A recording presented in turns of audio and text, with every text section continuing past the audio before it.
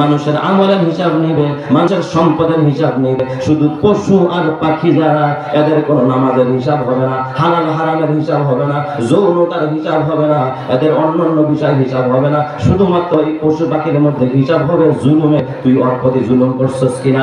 একটা গরু আরেকটা গরুর উপরে আর শিং ছিল না, তোর মাথায় শিং ছিল, তুই ওরে গুতা দিছস, ওইটার মাথা আল্লাহ তাআলা শিং দিয়ে বলবে এইটার একটা গুতা বেরোবে, জুলুমের প্রতিশোধটা নিয়ে নে।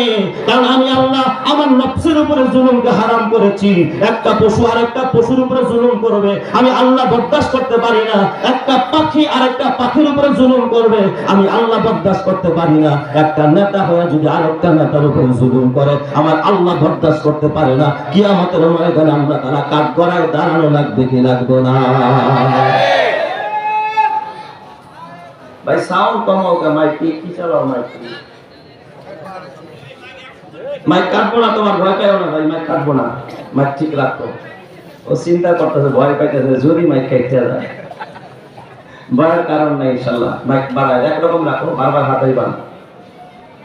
তো জুলুমের হিসাব হবে, জুলুমের হিসাব নেবেন যিনি, তিনি কে? আল্লাহ। কেমনে বানাবে জানেন? কথায় কথা আসে আর কি। কারণ আপনারা তো এই কোরআনের ভিতরে তাওহীদের কথা আছে, রিসালাতের কথা আছে, আখিরাতের কথা আছে। আখিরাতের কথা একটু কম শুনেন, কমই বুঝেন অনেকে, কিন্তু আখিরাতের কথা আজকে বলে যায়, আপনাদের বিবেকটা একটু নাড়া দেয়, একটু বুঝেন, বুঝতে চেষ্টা করেন আপনার আমার আখিরাত যে হবে।